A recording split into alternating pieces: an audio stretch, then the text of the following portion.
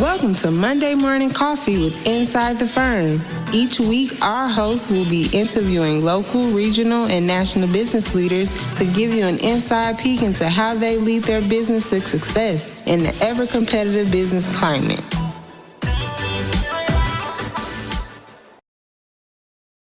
Welcome to Monday Morning Coffee with Inside the Firm. Today I have three-time guest on the podcast here by special request from John Kyle, who has also been on the show previously. If you haven't checked out that episode, go back and check it out. But this episode is dedicated to Mr. John Kyle and everybody else, of course. I'm teasing you, John.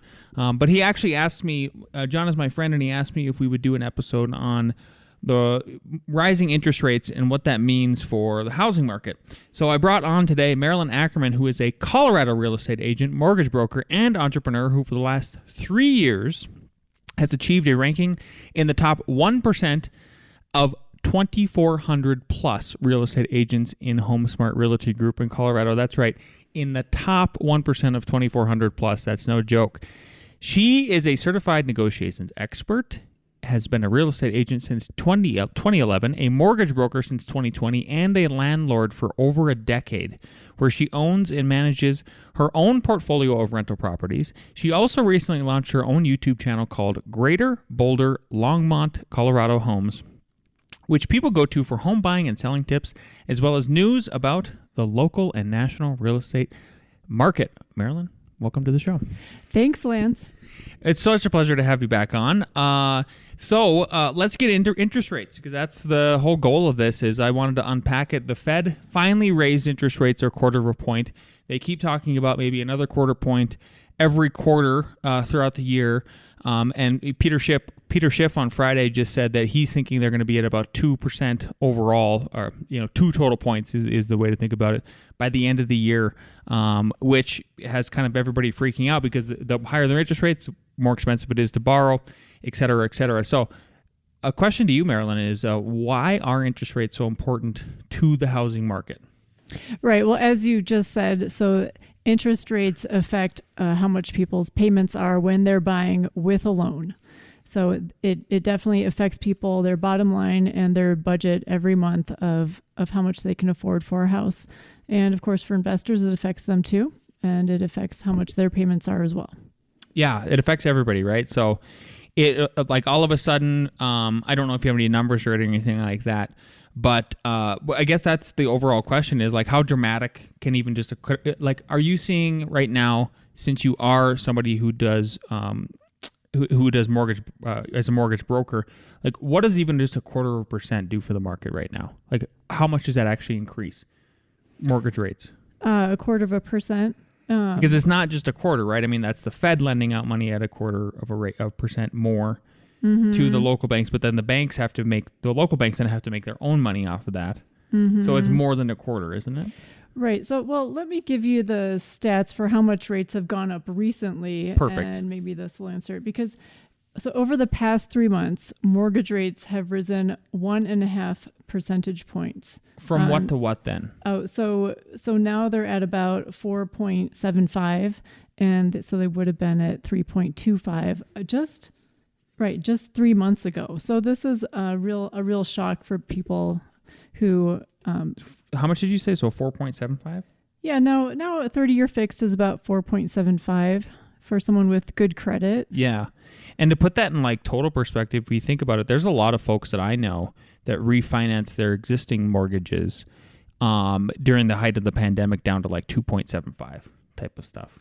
So that's actually a lot of points. That's basically 2 whole points up since the pandemic.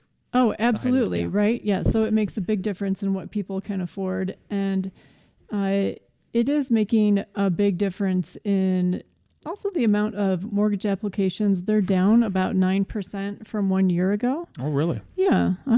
So there are, slightly, 9% less applications. And, so mortgage rates are on course to surpass 5%. And we were at about 5%. We were at about 5% in 2011. And so the history of this is that, well, actually, let me project into the future Sure. first. So, what analysts are saying is that, mortgage rates, as long as they stay under about 6%, then we shouldn't see any kind of slowdown in the increase of prices. So, we think that. Keep going. I was just going to look up something that John sent me a little fact, and I wanted to run that by you. Keep going. Yeah. So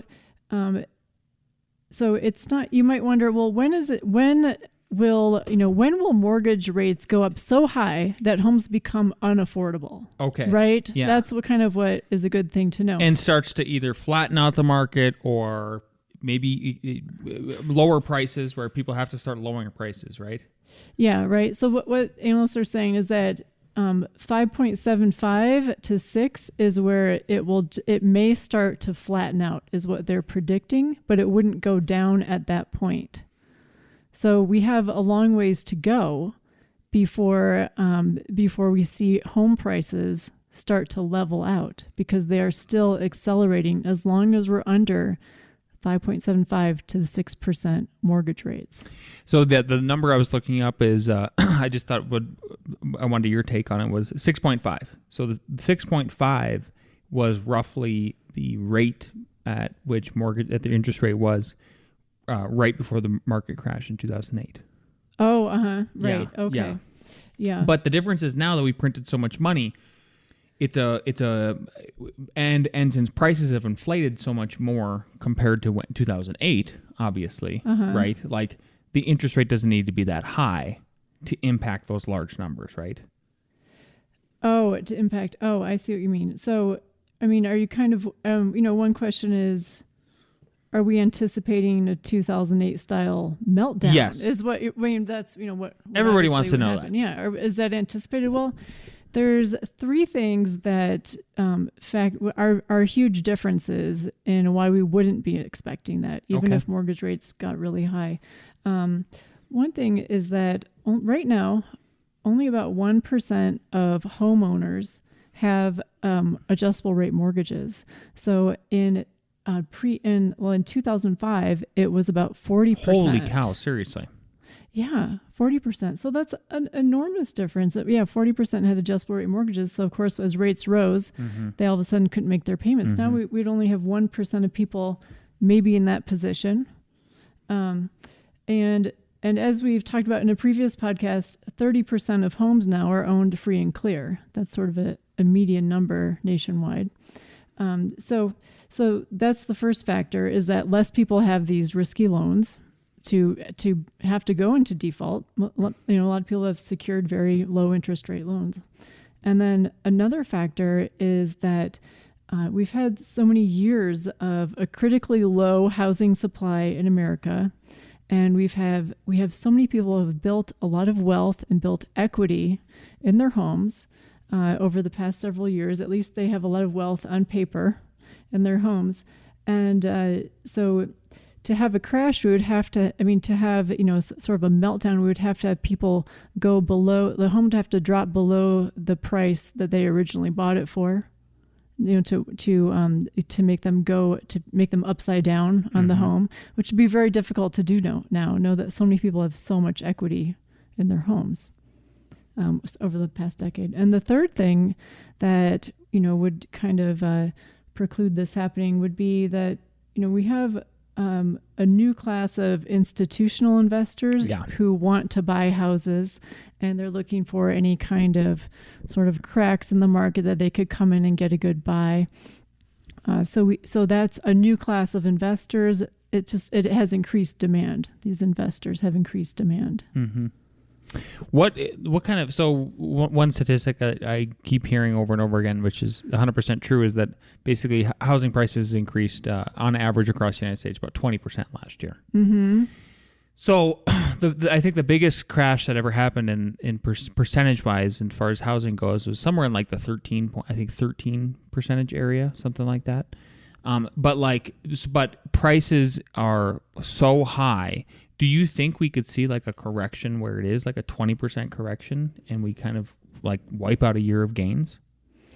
Oh, well, that's an interesting question, because if houses went down 20%, but would that even be possible? And you know these numbers. I mean, how? Right. So I think one thing you're asking is, are houses overvalued right now? Yeah. Because that's how we would see that drop, is if they really were overvalued. Just like the stock market. Yeah. Okay, the S&P Global, this is an index, they consider 88% of U.S. housing regions to be overvalued. Oh, okay.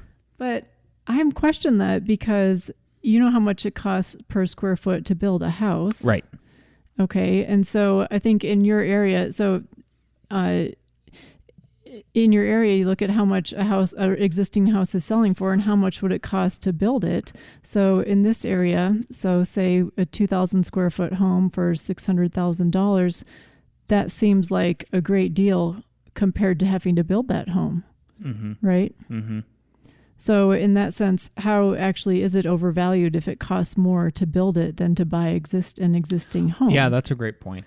Yeah. When you think about it in that kind of context. Yeah. Mm-hmm. So just to go back one more time, because I wanted to just really pound this point into everybody's heads if they're listening and ears, is that, so right now we're at basically average 4.75 percentage points to take out a new 30-year mortgage.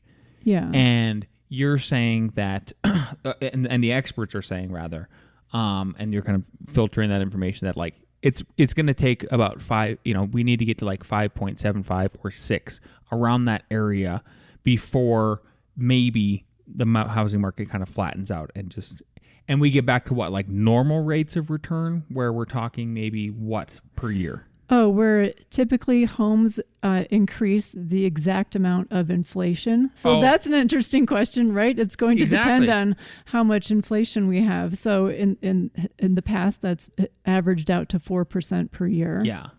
Yeah. And we're hearing stuff like, I think it was just 8% was the last figure that they gave us. But everybody, the government is funny with their numbers, just like they're funny with money. You've heard me rant on the podcast before that I think it's over, the real rate of inflation is over 10%. It's got to be, because, people just look at their grocery bill, they look at the price that their neighbors just sold their house for, how prices for cars, you name it. Gasoline, exactly. So like this idea, is it cherry picking to get it to only maybe 7-8%? Probably. So that's interesting. Like if that's what it boils down to, then what would make it crash to the point where, and again, like what does even crash mean? Like what does crash mean to you? To me, it would mean that the value of your home is worth less than you owe on it, right? And that would happen to, a significant percentage of people. They're all of a sudden upside down on their homes. Yeah. Right? That would be a real crash. I think a decrease in value, it just goes down a little bit. But that's coming from somebody who's literally a mortgage broker, a realtor, a professional in the industry, and not even to mention like a landlord, somebody who holds a fairly good sized portfolio of rental properties. Your view is much wider than everybody else's. I'm talking like, what about the person who sees this, like the tunnel person, the lay person, just the average person, stooge on the street? What does it mean to them? Like, what do you think it means to them? What does crash mean to them? What does a market crash mean? Yeah. Right. Probably that they're going to get a really great deal on a house because everyone's walking away from their mortgages and they're going back to the banks, and you're going to swoop in and get some fantastic deal. I think that might be what it means. Yeah. What do you think? But I think they think. I think they don't know how to articulate what you just articulated prior to answering that last question, which was where you said, it means somebody is completely underwater. Yeah. Let's say today their house is worth $1 million, but they only owe $500,000. And then tomorrow, this is all crazy talk, but like tomorrow, all of a sudden it's only worth $400,000. I think they are thinking, but they can't articulate that. Okay. Yeah. But that is like, that's highly unrealistic. It is highly unrealistic, right? And that's also the point where I think the crash is the point where you might think, maybe I should just rent. Maybe I should just walk away from this house, give it back to the bank, and I'm going to be better off renting than owning a house. Because why would you say pay more on your mortgage than it would cost to rent a house? So what was it? 40% of people had ARMs before? Yeah. Okay, so 40% of people around 2005, is that yes. what it was? Okay, around 2005, what she's saying is 40% of people had adjustable rate mortgages, meaning that the interest rate could just go up basically at any time they wanted to. I mean, yeah, once a year, yeah. Okay, once a year. There's probably legal limits and all that stuff. Yeah. Do you have any, maybe you don't know the statistic, and I'm sorry for putting you on the spot, but like within what time period were those 40%, those people, that number of people, let's say it was 100,000 people in the United States, like when they got those mortgages, was it within only like a 5-year span or something? And why I'm asking that, yeah, here's where I'm going with that is like, maybe you don't know and it's okay, but like I'm just playing out a thought experiment even for everybody is, so let's say it was within just within 5 years of 2005. Yeah. Wouldn't that further prove that, like, well, those people never had much equity anyway? Oh, right. Do you know what I mean? Oh, if they did an ARM? Yeah. It would depend, but one thing you're right about is the predatory lending was a severe problem leading up to the 2008 crash, right? I mean, people... enabled by Freddie Mae and Fannie Mae... Ready, right? Fannie Mae, Freddie Mac. Yeah, thanks. Well, we didn't. So since then, we've had legislation to prevent predatory lending, where people were just giving out loans. If you had a pulse, you could get a loan, and so now it's much more strict now. The money supply is much tighter. There's a much more regulation on pre-qualifying people, and there's much more regulation on buyers being able to get out of their loan if, or not having to go through with it if they're, thinking this is not the right loan for them for any reason. We have a lot of language in our contracts for buyers to get out of it. So not only do we have like two safeguards, there's legislation against these predatory lending practices and legislation for people to get out without any repercussions from a bad loan. Mm-hmm. So I think you are right that all would have happened in a short time frame. It had to have been. Mm-hmm. Yeah. Yeah. So like again, we're speculating. We don't know if it happened in a short time frame, but it seems like it probably did. And so if it probably did, the point I was trying to make with that is like, even if it happened within like a 5-year period, let's give them some kind of a little bit of grace to the whole situation. You're not paying much principal down at 5 years. You pay most of your principal. That's true. You pay most of your principal down. If you ever looked at like how it works, it's like the last 5 years of your mortgage. Yeah. The first like 25 years of your mortgage. Yeah. Even in a fixed rate, it's like all interest, mostly interest. Yeah. Yeah. Yeah, right. So what you're saying is that people who were foreclosed on, well, they didn't lose a whole lot. It's kind of what I mean, their credit probably sucks. They lost their house. They had bad credit for 7 years, but the amount of money that they would have put down into that house may have been rather insignificant. Yeah, so it was probably the majority. Right. So it was probably easier for them to walk away from it, and then it just further reinforces your point about the upside, this idea of a crash and like what a crash would truly mean is like people would have to be upside down. Well, those people didn't even have an opportunity, and now there's even less of an opportunity for people to be upside down in general. Yeah, right. Because people are having to put down at least 3.5%. There's no zero down payment anymore, and there used to be. Yeah, so now it's at least 3.5%. If you think about an average home being, $600,000 in our area, well, that's a large amount of money. You don't want to walk away from that. Yeah. So, yeah, I think you're right. So yeah, people do anyway. The point is, people have a lot more equity in their home now, either from a higher down payment or from buying it, within 3-4 years ago. Or longer. So what if so let's say interest rates by the end of the year somehow got interest rates, meaning on a 30-year mortgage, got up to 6%. What does that mean for somebody who's buying in quarter one of 2023? Do you think as far, and I'm asking from a buyer's perspective. You know, like, is it less competitive? Are they, even though they're gonna be paying more per month now, but is it gonna be like, was there an advantage to it or not? Yeah, it'll be interesting because I don't think there will be any advantage to waiting because of the high demand we have, and you know, homes in our area, you know, going up 22% in the last 12 months, and then they say we have 2 weeks of inventory. So what does that mean? So unpack that. Yeah, 2 weeks of inventory means that it means that, well, okay, how do I unpack that? So a balanced market would be that we have about 6 months of inventory. So we have it means that everyone who wants to buy a home right now, you know, they'd be able to find their home within about 6 months. But 2 weeks of once they start looking. Yeah. Oh. Yeah, but 2 weeks of inventory just means we have very little inventory.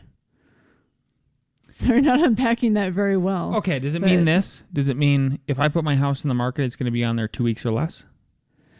Yeah. Oh, okay. It's like, yeah, the amount of time it'd be on the market. Got it. Yeah. Yeah. Okay.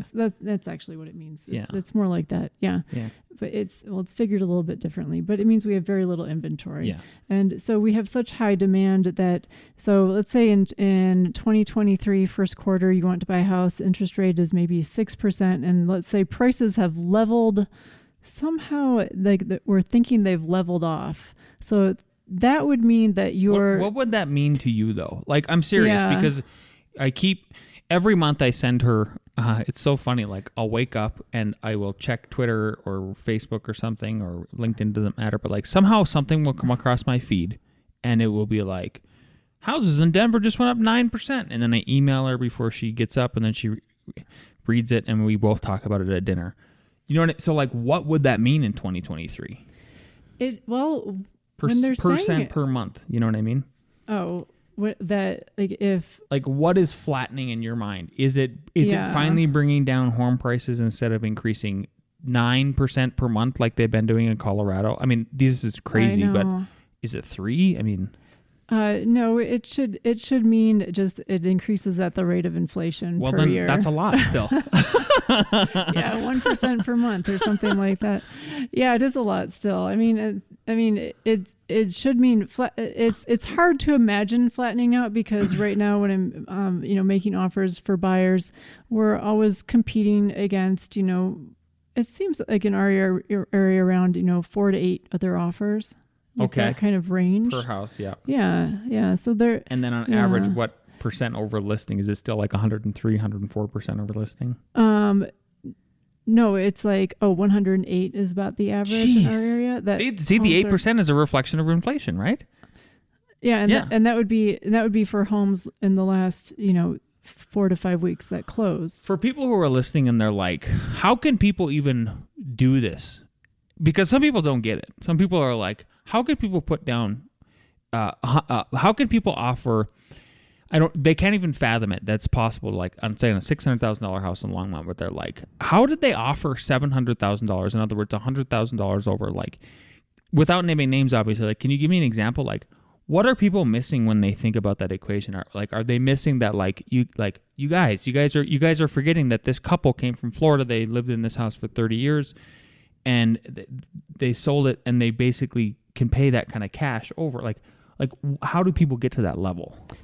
There's 2 ways that people are coming up with what we call money for an appraisal gap. So that is the amount of cash you need to meet the gap between the appraisal price and the purchase price. Because you're seeing houses on the most. Are you seeing when most houses get listed, like they're getting listed appropriately?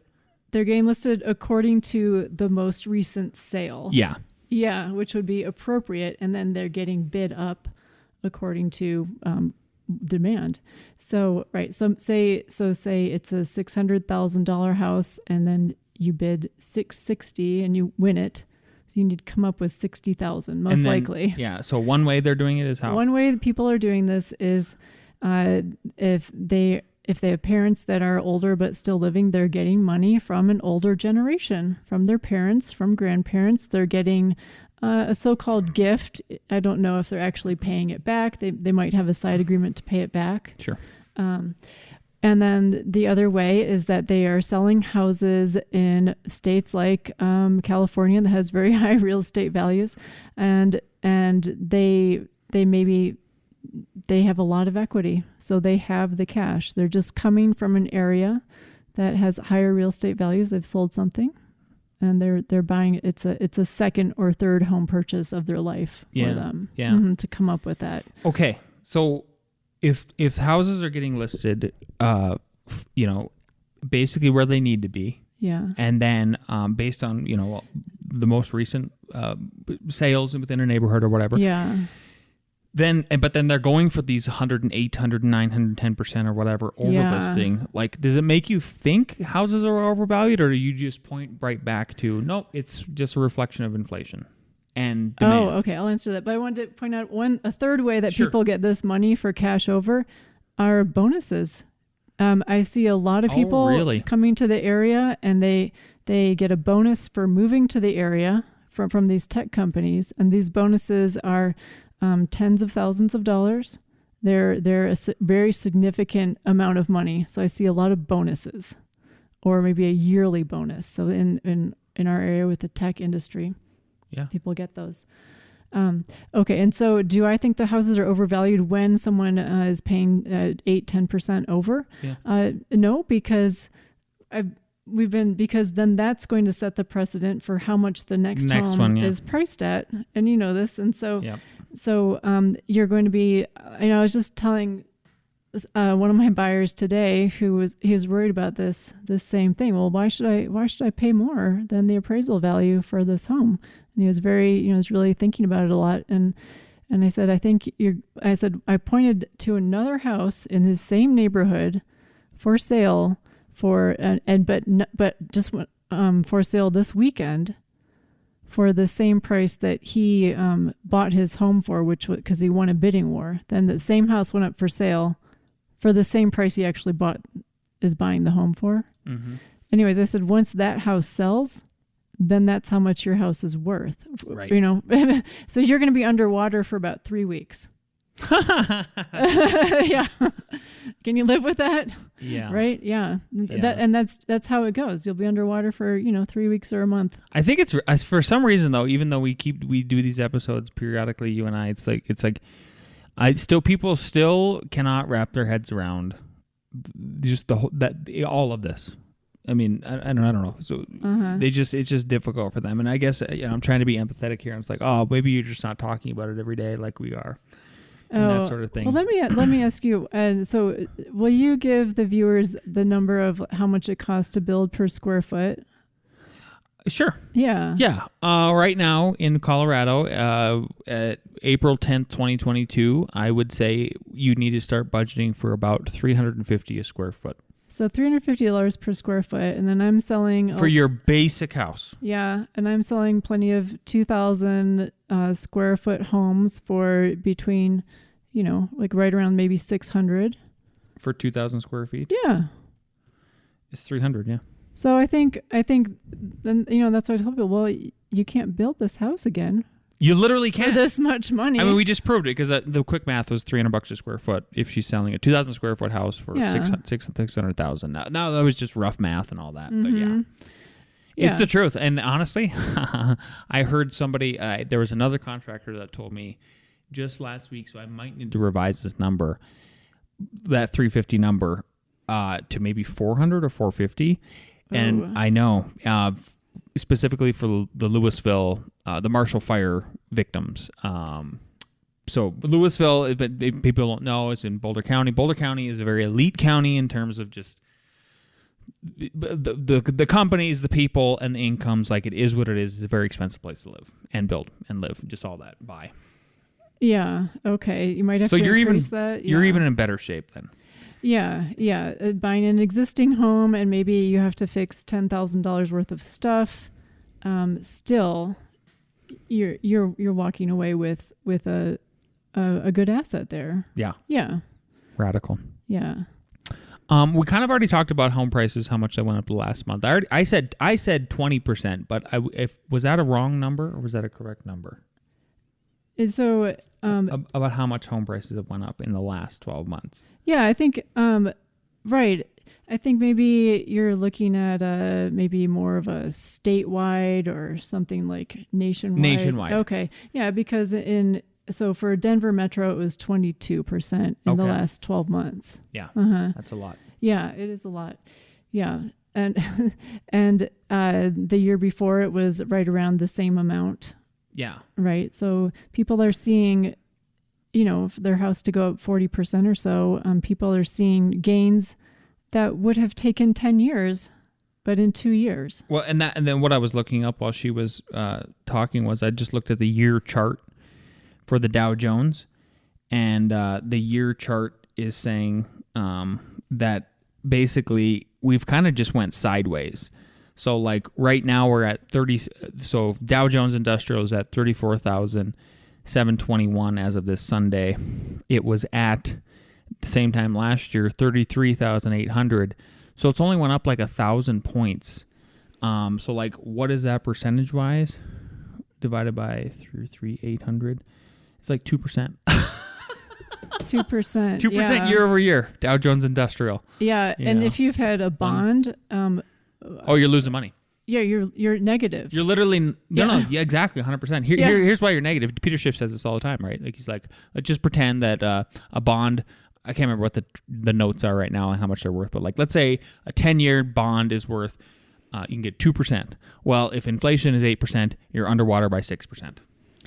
Yeah, that's how got that because right? Your money is worthless. And so if you had $100,000 in there and you want to take it out now, you lost $6,000. Yeah, which is really rough. Yeah. So, and that's why we have this new class of institutional investors that are coming in to buy homes, because that's where the smart money is right now, is going into real estate and driving up demand even further. Yep. Yeah. Well, let's kind of wrap this up with, I think everybody would love to hear, what tips do you have for people who are obtaining a mortgage right now? Yeah. If you're, and then ultimately a house. Right. If you're looking at getting pre-approved for a mortgage so that you can buy a home, what you're looking for is you want to get the time frame is very important. So to explain that, you want to be able to close your loan as quickly as possible. So the company I'm with, we can do it in 15 to 21 days, because I've run into this problem with a client who really wanted to get a loan through Bank of America. Bank of America is going to take 35 days to close a loan. And I was talking to the lender, what's the quickest you could do this? Maybe 30. Mm-hmm. And that is not going to fly if you're making an offer on a house and you're in a competitive situation. So time is the most important thing right now. So once you guys with the houses you've got under contract, well, how about this? The houses that you've closed on, let's say in the last, since you become a mortgage broker, and then the ones you've done deals on, are you guys closing faster than 30 days then? Yes. Oh, wow. Yeah, so that has really changed, and that has changed. Why is it going in 2022. The making it shorter? Yeah. On your end? Yeah. How? Why? And how and why are you guys doing that? I mean, how are you guys doing this? Well, how are we doing it is we are having to keep up with we're all trying to outdo each other to get our buyers under contract. So we have to do what needs to be done. We have to streamline the process as much as possible. We have to have more help in underwriting, more help in processing. We can't and these are things that larger companies like Bank of America hasn't done. So they don't have enough people working on the underwriting, working on the different things that need to happen to the application to get that approval. So yeah, everyone has had to streamline their processes to get their buyers under contract to get any business, because that's who's winning these bidding competitions, are people who have a very short time frame to close. So let's say somebody is working with a realtor and they're hearing this. It's like, let's say they're out of state. Like, are they just shopping around for other mortgage brokers and they're just like asking them a specific question? Yeah, the specific question is, how many days does it take for you to close a loan? And what do you think they should be asking for? Like you should be you should get it down between 15 to 21 days. that is so fast. It's so fast, and you're going to have to pay for That's that. like a cash deal almost. Right, because we need to you need to compete with the cash buyers, and so that's what you want. You want the time, and if you're going to pay more for appraisal fees, or if you're going to pay more for any other kinds of fees, like with my company, you don't pay more for the fees, but like if you're out of state and you need this, you need to do this, you would consider paying more for fees for a fast closing, and you will pay more for the appraisal. To have it done, to be top of the list. And you will do this because if houses are going up, say, 2% per month or more, like they did in February, they went up, 9 or 10%? It was 9, yeah. Yeah, 9%. It's worth it. Whatever you need to pay to get that fast closing time to win the bidding situation is what you need to do. Yeah. Yeah, because you're just going to pay more for the similar house in that neighborhood the next month. Crazy. Yeah. Beautiful. Well, if people are listening who are potentially thinking about moving to our area, and are interested in working with you, tell us how they can get a hold of you. Yeah, let's see. So you can check me out on my YouTube channel, Greater Boulder Longmont Colorado Homes. And you can also look at my website, Colorado Real Estate for You. And I'd be so happy to help any of your listeners, Lance, and give them really good service. Beautiful. Okay. Well, thanks so much, as always, for being on the show and unpacking. Like, for me, this is all fascinating stuff always. I just love talking about money, investments, and forecasting, the future, and thinking, with using some past precedents and everything. So thanks so much. Oh, thanks, Lance. And thanks, John Kyle. Okay. All right. That's